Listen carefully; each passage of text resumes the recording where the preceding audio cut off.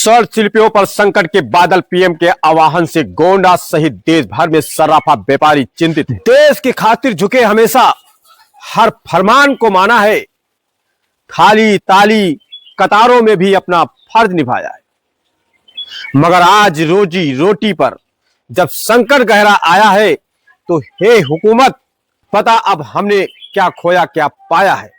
देश की आर्थिक स्थिति को सुदृढ़ करने के लिए कथित तौर पर प्रधानमंत्री मोदी द्वारा महिलाओं से 1 वर्ष तक सोना ना खरीदने के आह्वान से सर्राफा बाजार में हलचल मचा। जनपद गोंडा से लेकर देश के कोने कोने तक स्वर्णकार और सर्राफा व्यापारी इस समय गहरी चिंता की स्थिति में हैं। ये उत्तर प्रदेश के गोंडा जनपद के व्यापारियों का कहना है कि जब जब राष्ट्र पर विपदा आई, चाहे वो कोरोना काल की महामारी हो, कोई आर्थिक संकट, स्वर्णकार समाज हमेशा सबसे आगे खड़ा रहा। व्यापारियों ने भावुक होते हुए ये भी कहा, पीएम ने थाली बजाने को कहा तो हमने थाली बजाई, जब दिया जलाने को कहा तो हमने उत्साह से साथ दिया। डीजल पेट्रोल की कतारें हो या नोटबंदी की दौड़, हमने राष्ट्रहित को सर्वोपरि रखा। व्यापारियों की सबसे बड़ी चिंता उनके परिवार का भरण पोषण है। देश में लगभग करोड़ों लोग प्रत्यक्ष और अप्रत्यक्ष रूप से इस कारोबार से जुड़े हैं। गोंडा के व्यापारियों का कहना है कि यदि महिलाएं 1 साल तक सोना नहीं खरीदेंगी तो व्यापारियों के बच्चों की पढ़ाई का खर्च कैसे निकलेगा, दुकानों पर काम करने वाले कारीगरों को चूल्हे कैसे जलेंगे। सरकार से इस विकल्प की मांग और आंदोलन की चेतावनी दे रहा हूं। व्यापारी समाज का स्पष्ट मत है कि वे प्रधानमंत्री के विजन के खिलाफ नहीं है, लेकिन सरकार को उनके हितों की रक्षा के लिए वैकल्पिक रास्ता निकालना चाहिए। व्यापारियों ने चेतावनी देते हुए कहा कि यदि सरकार ने इस दिशा में कोई ठोस विचार नहीं किया तो वे देशव्यापी आंदोलन के लिए विवश होंगे। इसमें कोई संदेह नहीं है कि स्वर्ण समाज हमेशा से देश भक्त रहा है, लेकिन आज सवाल उनके अस्तित्व का है।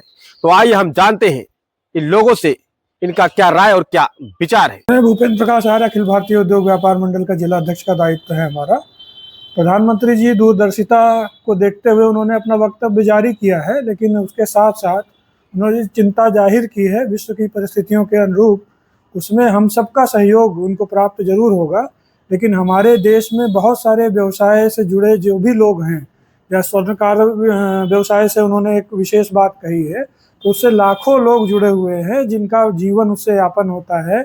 उनके बारे में भी ये चिंतन किया जाना चाहिए और किसी भी प्रकार की खर्चीली वस्तुओं पर उनका जो अपील होना चाहिए था, जैसा हम लोगों का भी मानना है कि अगर विषम परिस्थिति है तो लोग अपने देश में वैसे भी खर्चीली शादियों को या और चीज़ों को अवॉइड करते हैं, तो उन माध्यम से उसको व्यवस्थित किया जाना चाहिए।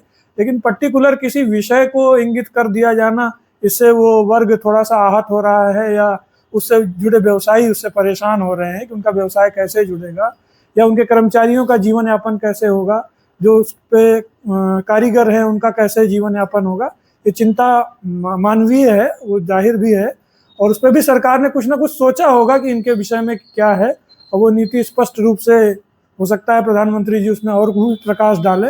वो बहुत ही विद्वान व्यक्ति हैं, उनके विषय में हम लोगों को टिप्पणी करना उचित नहीं है, लेकिन हाँ, व्यवसायियों की चिंता करना हमारा धर्म है और हम उस पर अपनी बात जरूर रखेंगे। इस बात ज्यादातर सोना अधिकारियों के पास है, जितना हमारे सराफा मार्केट में सोना नहीं उतना बड़े बड़े अधिकारियों के पास है। इसकी वजह से सबसे ज्यादा सोने का रेट बढ़ गया। दूसरी चीज क्या है कि अगर डीजल पेट्रोल की बात है तो हम लोग कोशिश करें कि दिन में अगर हमको पैदल 100 मीटर 500 मीटर जो भी जाना है तो हम पैदल चलें। क्या जरूरत है हम डीजल का अनावश्यक उपयोग करें। हमारे पास बहुत से खर्चे हैं, हम अगर चाहें तो उसको भी कंट्रोल कर सकते हैं। सरकार को इस पे विचार करना चाहिए। अभी कल की देखिए, कल की रैली मोदी जी ने की, इतनी बड़ी गाड़ी की काफिला थी, क्या उसमें पेट्रोल डीजल का खर्चा नहीं हुआ? इस पे भी विचार करना चाहिए। हम पवन सोनी, चौक बाजार गोंडा, मेरी सराफे की दुकान है, प्लस मैं कारीगरी भी करता हूँ। और अन्यथा छोटे छोटे जो कारीगर हैं और जो छोटे छोटे दुकानदार हैं, सारा जो जेवर ये मुथूट फाइनेंस में अच्छे खासे जेवर रखे हुए हैं, बाकी जो है हम लोग व्यापारी हैं, डेली कुआं खोदो डेली पानी पियो वाला हम लोगों का हिसाब किताब है। और ऐसा नहीं है, मार्केट एकदम जैसा प्रधानमंत्री जी ने कहा है उस हिसाब से ये जान लीजिए कि आर्थिक स्थिति बहुत बुरी सराफा वालों की है।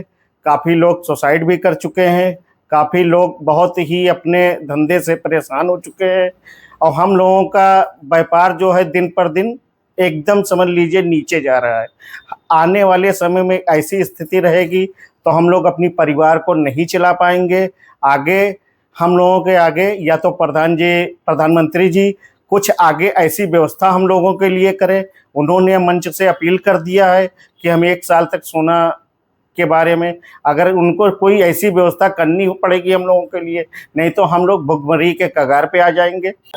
आनंद स्वरूप भारद्वाज, नगर अध्यक्ष सराफा एसोसिएशन गोंडा।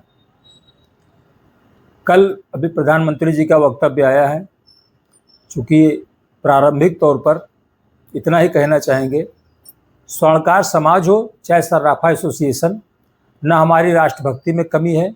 हमेशा स्वर्णकार समाज राष्ट्र के साथ, देश के साथ और सरकारों के साथ कंधे से कंधा मिलाकर चलता आया है।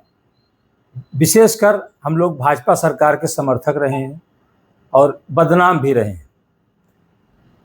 प्रधानमंत्री जी ने कहा थाली बजाइए, हमने थाली बजाया, उन्होंने कहा ताली बजाइए, हमने ताली बजाया, लेकिन कटोरा पकड़ने की स्थिति नहीं आनी चाहिए। यदि 1 साल तक लोग सोना नहीं खरीदेंगे, हमारे व्यवसाय का क्या होगा?